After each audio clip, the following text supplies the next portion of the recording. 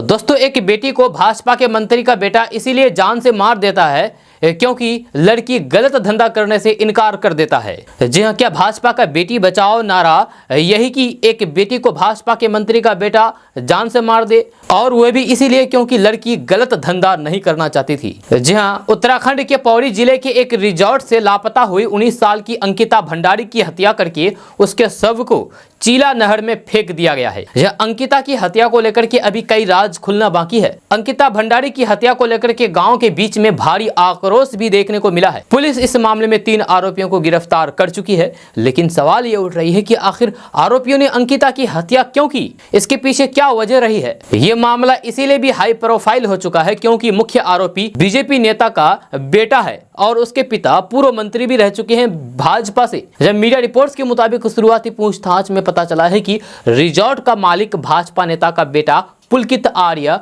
अंकिता पर ग्राहकों से शारीरिक संबंध बनाने का दबाव बनाता था, यानी कि गलत काम करवाने के लिए दबाव बनाता था। 18 सितंबर की रात भी कुछ ऐसा ही हुआ था। उस दिन दोनों के बीच किसी बात को लेकर के विवाद हुआ था, जिसके बाद पुलकित अंकिता को लेकर के वहां से निकल गया था। जब पुलकित आर्य पूर्व मंत्री बीजेपी नेता का बेटा है, जिसे पुलिस ने गिरफ्तार कर लिया है। इसके साथ साथ रिजॉर्ट के प्रबंधन गौरव भास्कर और सहायक प्रबंधन अंकित गुप्ता को पुलिस ने गिरफ्तार कर लिया है। पुलिस पूछताछ में भाजपा का बेटा ने अंकिता की हत्या की बात कबूली है। आरोपियों ने बताया है कि वे तीनों अंकिता को लेकर के बैराज तक आए थे। आरोपियों ने यह भी कबूला है कि बैराज पर पहुंचने के बाद सभी ने फास्ट फूड खाया और शराब भी पी। इसी बीच अंकिता भंडारी धमकी देने लगी कि वे सभी को बता देगी कि पुलकित आर्य उस पर ग्राहकों से शारीरिक संबंध बनाने के लिए दबाव बनाता है। अंकिता और पुलकित के बीच विवाद बढ़ गया और फिर दोनों ने मिलकर के अंकिता को जान से मार करके नहर में फेंक दिया।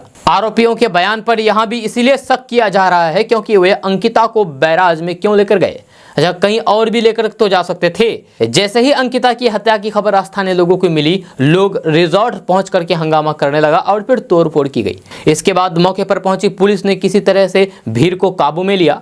पुलिस इस मामले में रिजॉर्ट के बाकी कर्मचारियों से भी पूछताछ कर रही है। एक रिपोर्ट के मुताबिक शुक्रवार को आरोपियों की गिरफ्तारी के बाद उनको कोर्ट में पेश किया गया। जब कोर्ट में पेशी के दौरान नाराज भीड़ ने पुलिस की गाड़ी में बैठे आरोपियों पर हमला बोल दिया। जब भीड़ ने आरोपियों को पकड़ करके जमकर की पिटाई कर दी। जब भीड़ ने आरोपियों के कपड़े भी फाड़ दिए और उन पर लात घोंसों की बारिश कर दी। जब पुलिस ने किसी तरीके से तीनों आरोपियों को भीड़ से बचाई और कोर्ट ले आई। इस मामले में कई और राज से पर्दा उठना अभी बाकी है।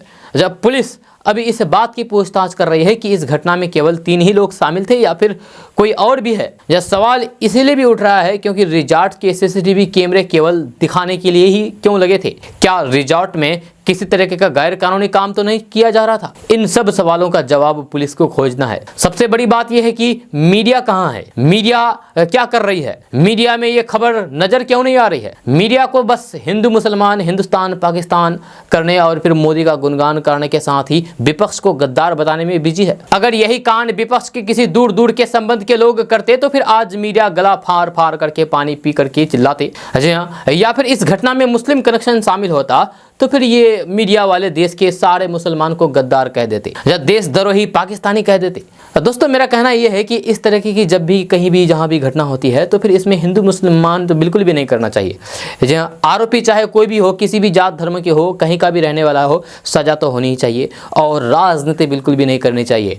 जहाँ देश के नेता या फिर मीडिया धर्म देख करके ये मुँह खोलते हैं और एक खास वर्गों को टारगेट करते हैं, जो कि बहुत ही शर्मनाक बात है। हम ये बात इसीलिए बोल रहे हैं क्योंकि अंकिता की हत्या के बाद अब तक किसी भी मीडिया और राजनीतिक से संबंध रखने वाले नेता अब तक कोई भी मुंह अपना नहीं खोला है और कुछ भी बोलने से इनकार कर रहा है। दोस्तों, ये जानकारी बस यहीं तक। कैसा लगा नीचे कमेंट बॉक्स में कमेंट करके हमें जरूर बताइए।